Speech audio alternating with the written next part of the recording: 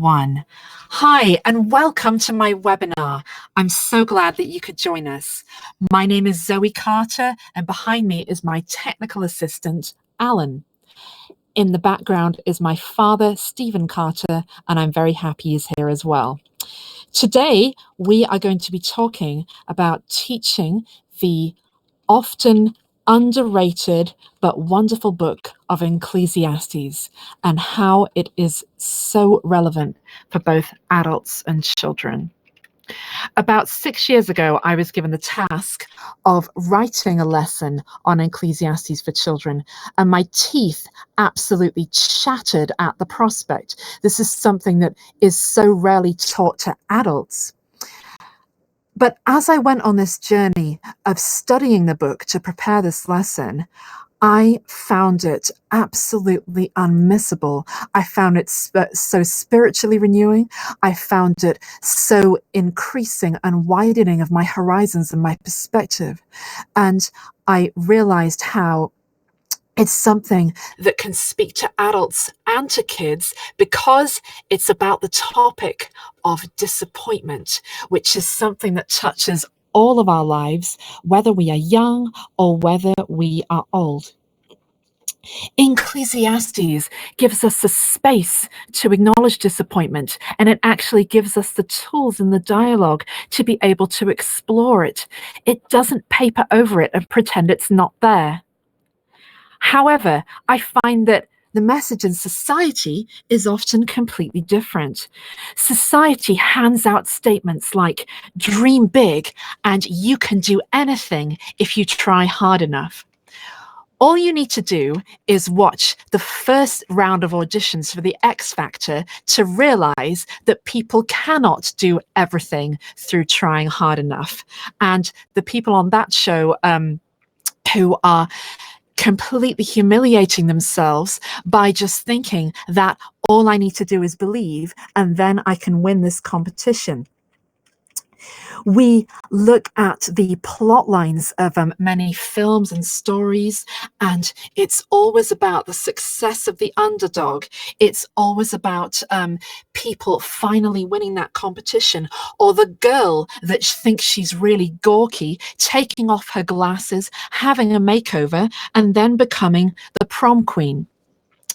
Society is absolutely saturated with dreams being fulfilled and this idea that it is something that you can make happen. But this is something that often doesn't match real life, and it leaves people in this point of cognitive dissonance, being high and dry with unmet expectations. Because let's face it, most of us do not achieve our childhood dreams, especially if it's dreams about fame and fortune. And those that do often talk about emptiness at the top.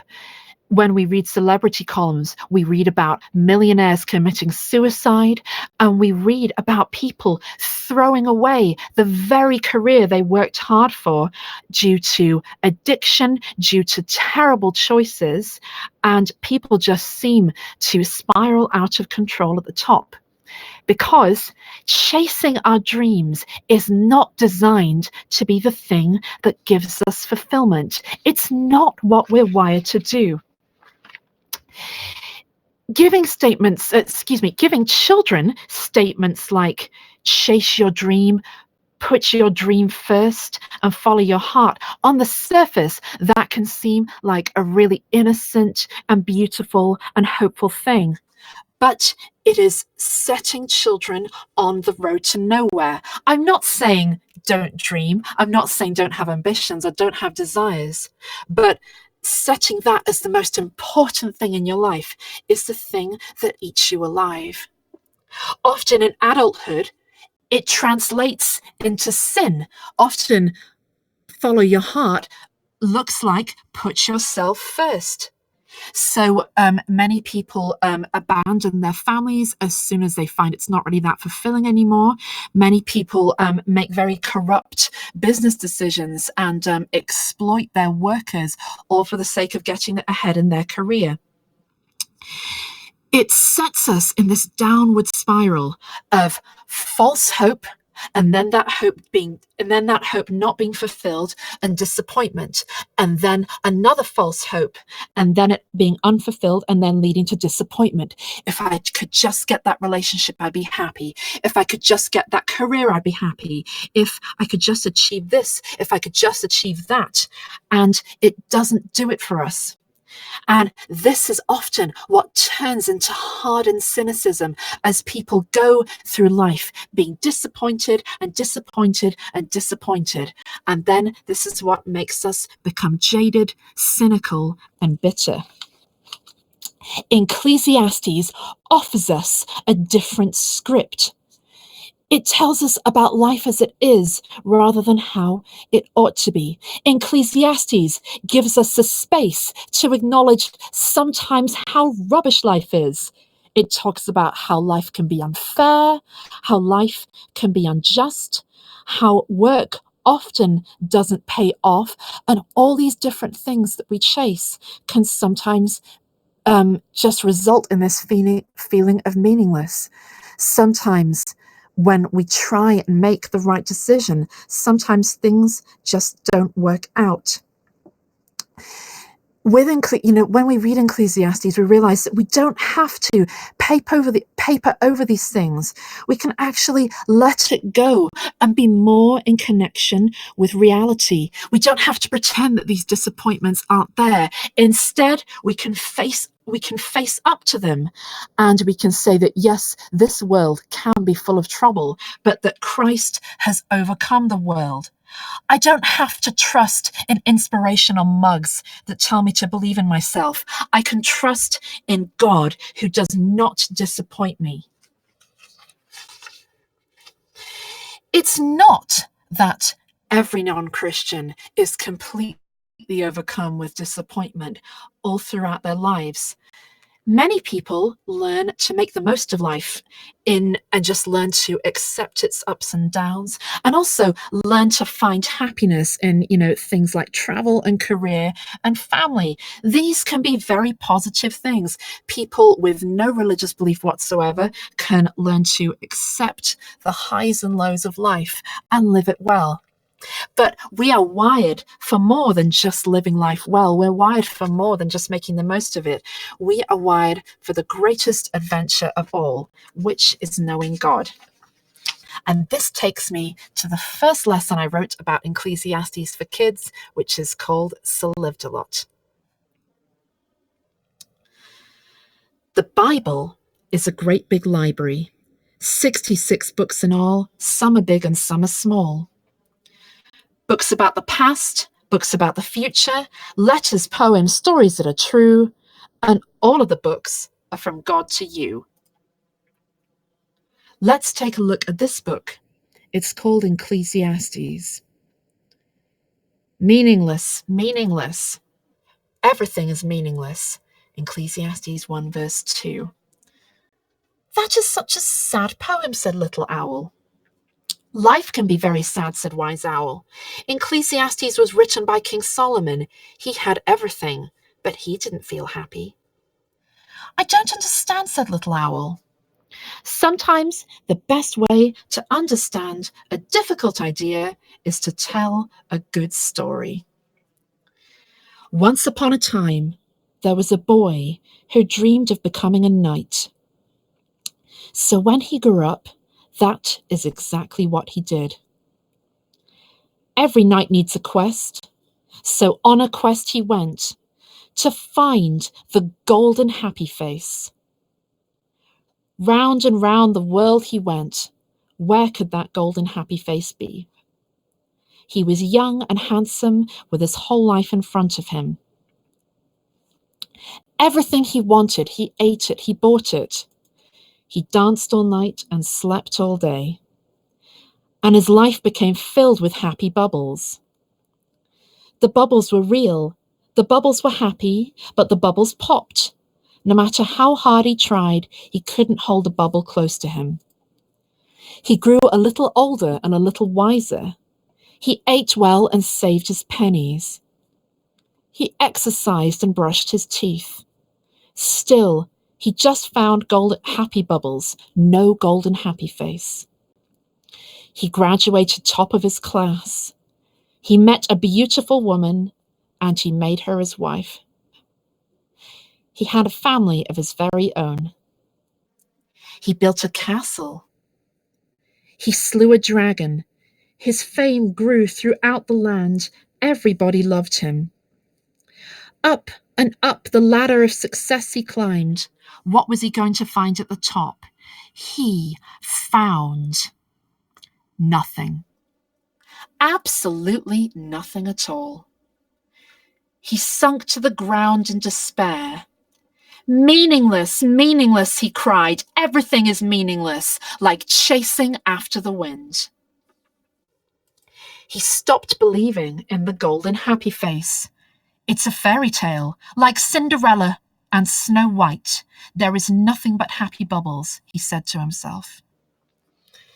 He called himself Sir Lived-A-Lot because he had seen it all. He had become old. And so had his wife. But this is not the end of the story. One day he got an invitation to tea with the king.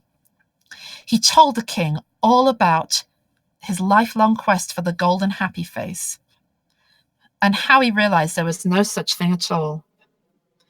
The king's eyes shone with delight as he passed him a book.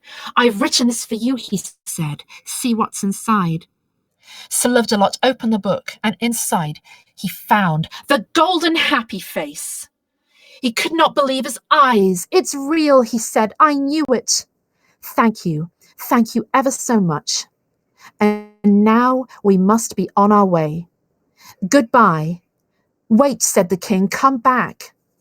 Sir Lived-A-Lot opened the book and saw that the further away he got from the king, the more the golden happy face started to fade.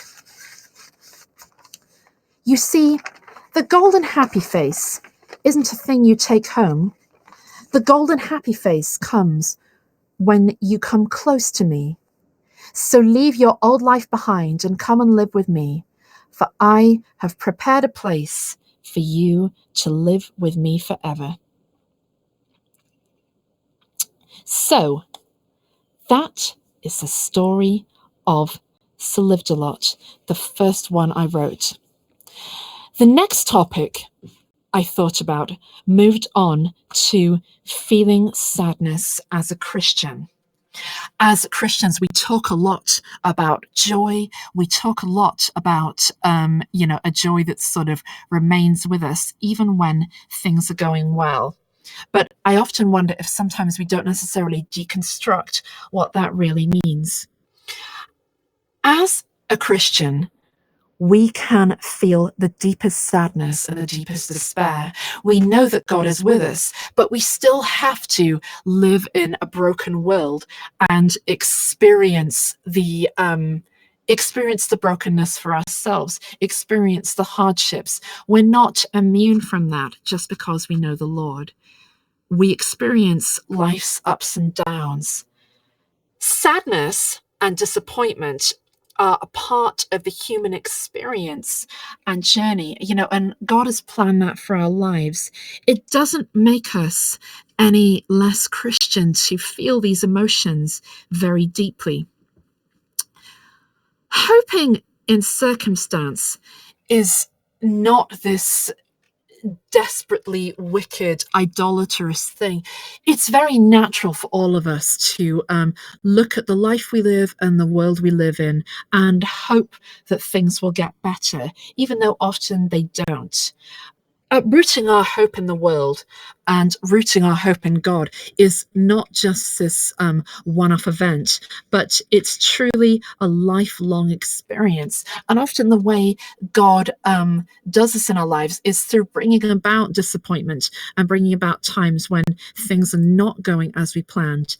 And we mustn't see this as an interruption in God's plan for our life, but truly something God-given.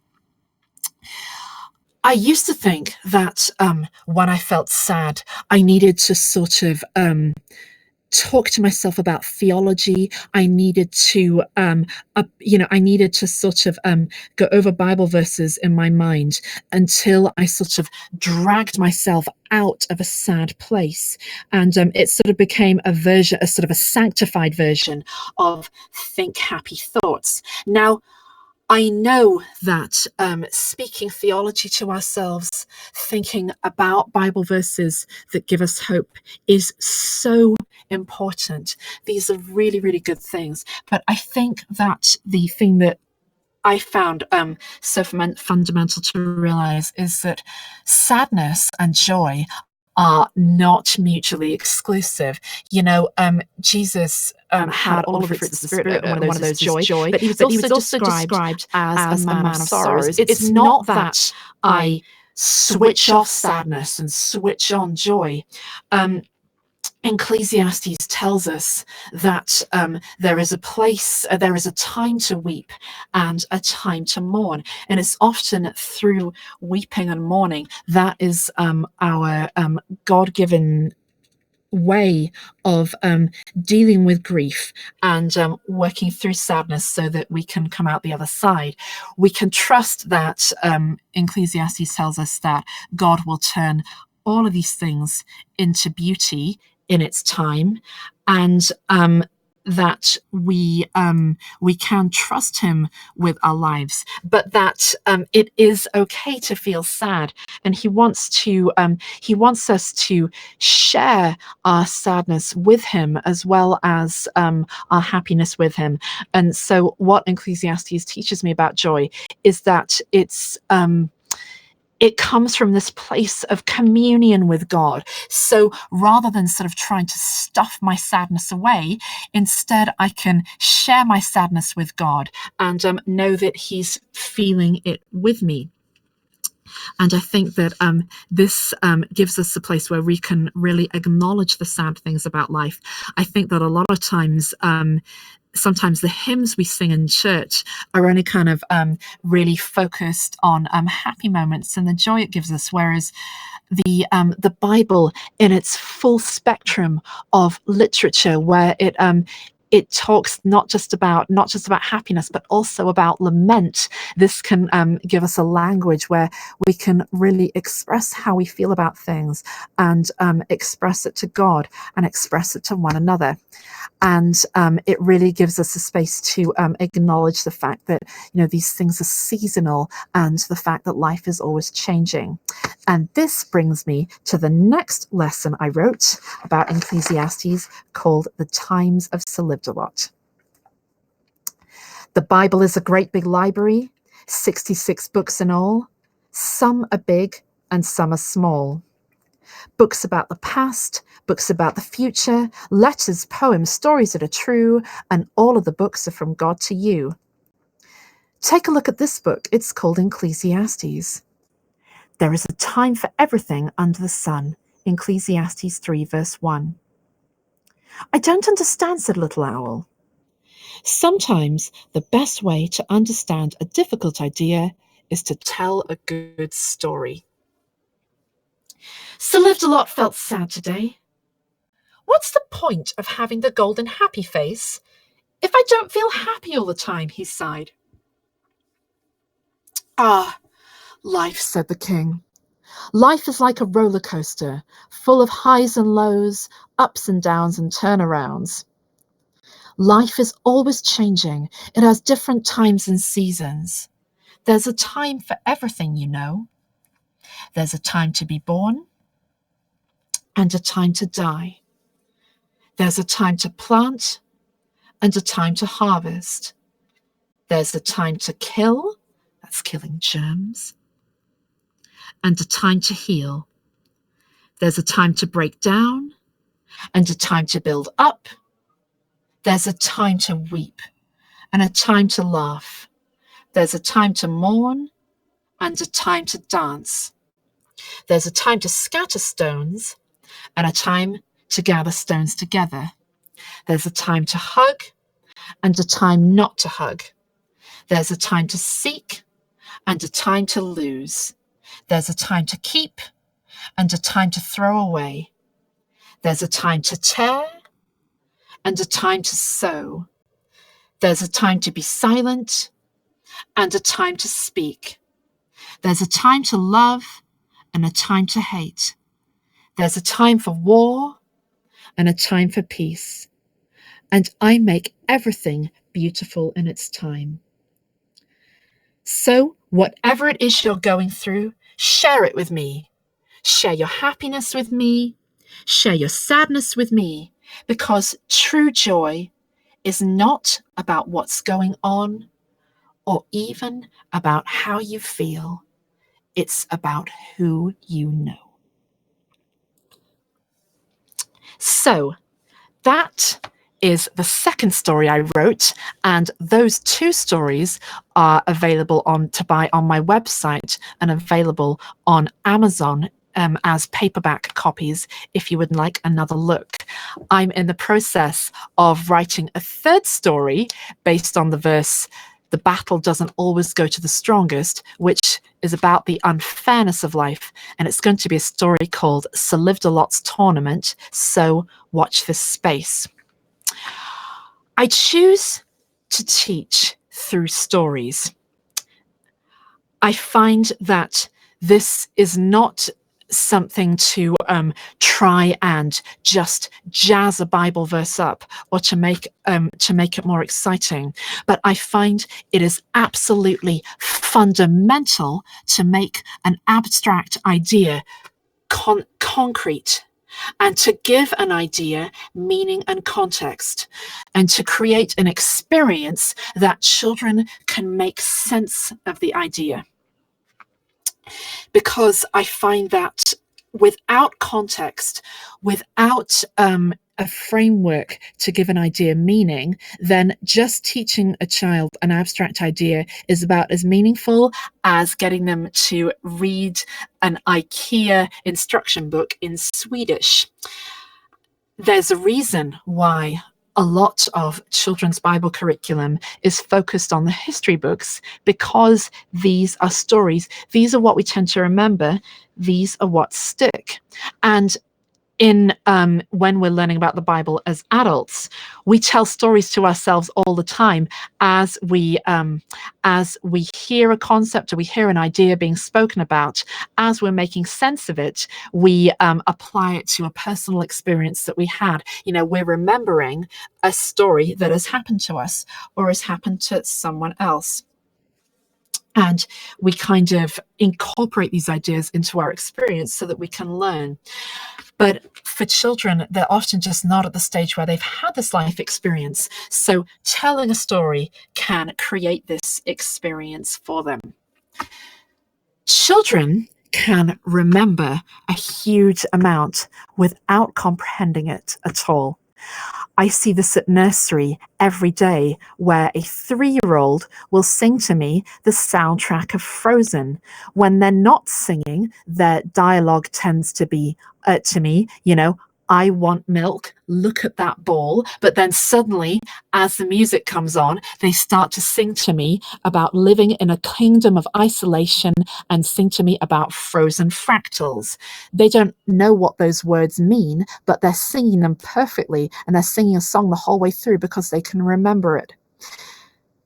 Teaching scripture memory is such a wonderful thing. It's such an important thing.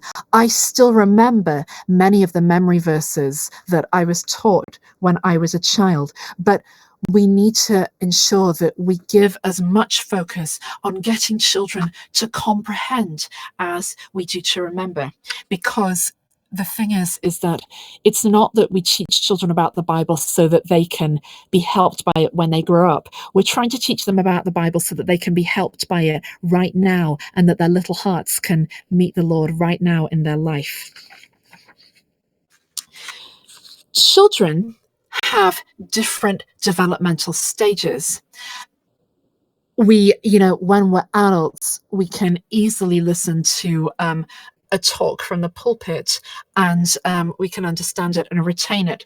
Whereas children often need pictures and need to kind of lean more heavily on other learning styles, like things like learning by doing, learning by repetition, learning by learning by talking about it. And this isn't undermining the power of God's word. This isn't undermining the power of listening. It's just more acknowledging God-given developmental stages. When we feed a baby, we don't give them solid food. We give them baby food. The baby food doesn't lack any of the ingredients or any of the nutrients that the solid food has. We're not changing the content of the food, we're changing the consistency of the food so that they can digest it. And it's trying to get into that mentality with the Bible of, I'm not taking away from the content, I'm not undermining the power of God's word, but I'm more thinking, how can I teach this in such a way that a child will understand? When I'm teaching children about concepts, we're often going into uncharted territory.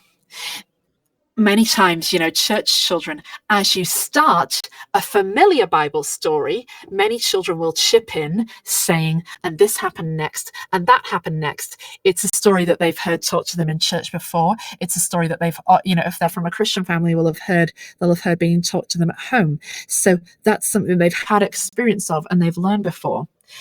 This isn't the kind of thing, when we're teaching children about unusual concepts, we can't then sort of go into a quiz and then expect children to give these sort of one-word pre-scripted answers, the way that we might get them to answer facts about the historical books of the Bible. We're taking them into uncharted territories of thought where they're starting to engage with ideas that they haven't thought about before.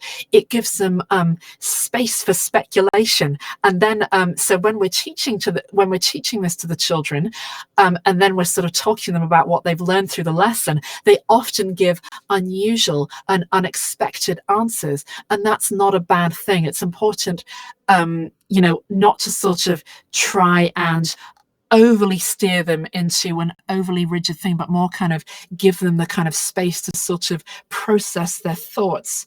Because the whole idea of teaching children about Ecclesiastes is, it's not that I'm expecting them to come away with a completely comprehensive knowledge of what is a very complex, multifaceted book. It's rather that I'm setting a child on the path of starting to think about concepts and starting to engage. Often, we approach life with this all or nothing approach. So we think to ourselves, well, I'm going to go to the gym for an hour a day. If we can't exercise for an hour, if we can't maintain that every day, we then sometimes don't end up exercising at all. And that's very sad, because just because we can't fulfill our full aim, it doesn't mean that we can't do anything. So just because we can't teach every facet of Ecclesiastes, it doesn't mean that we shouldn't teach any part of it. Children need to hear our stories. They need to hear not just success stories, but they need to hear our stories of failure. And these are something that we all have when we're trying to dialogue with children and trying to engage with children. We all have personal experience that we can draw on.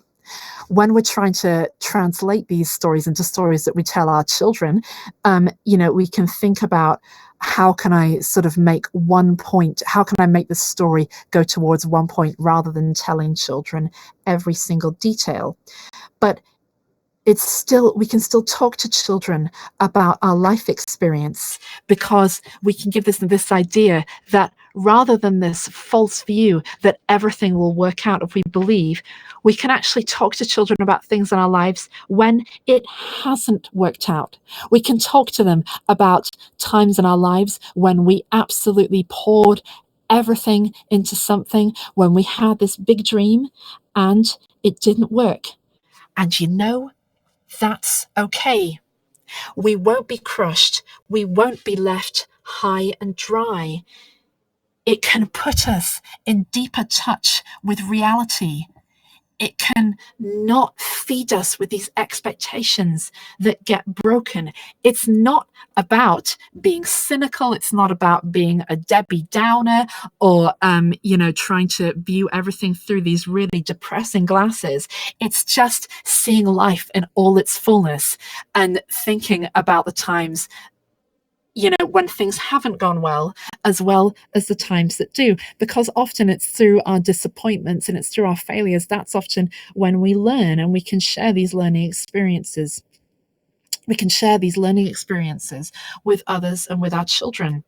So when things don't work out, it's okay, because we're not putting our hope in things working out. We're not putting our hope, we are instead putting our hope in the Lord. This world does not always go well, and things might fall to pieces for us, but we have hope because we know the Lord.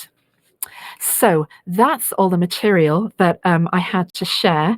And I have a couple of questions here that people have fed in. So if anyone has any more questions they'd like to feed in, now is your opportunity.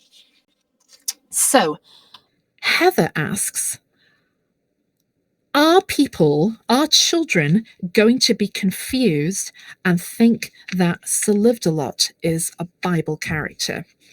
Now, I'm glad that you asked that.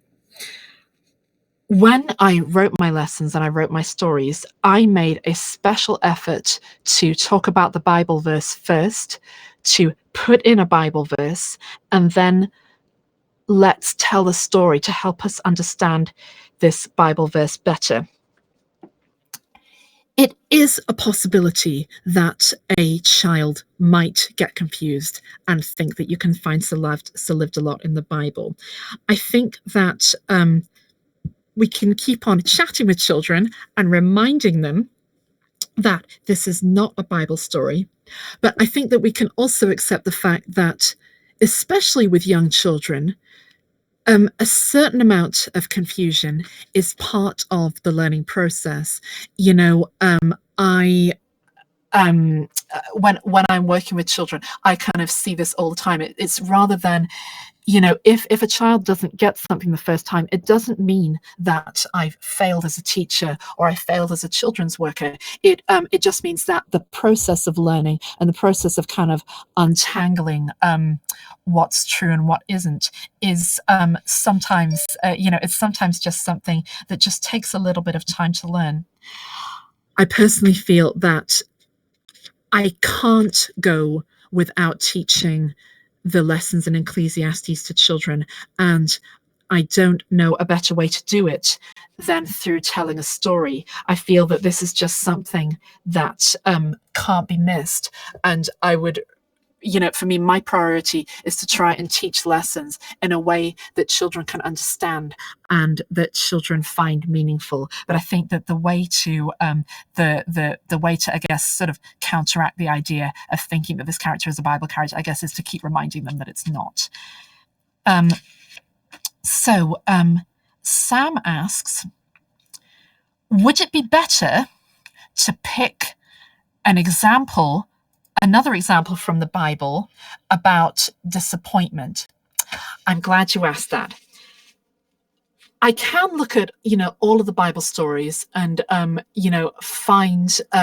find areas that I could sort of expand on. I could imagine sort of trying to teach about the life of Joseph and how he had this dream of people bowing down to him and worshiping him, but then actually his life, his youth that was meant to be the best years of his life, was spent in a well, estranged from his family, being a servant, and then being in prison for something he didn't do wrong. Now, I could sort of look at that and say, well, that's a really good example of disappointment.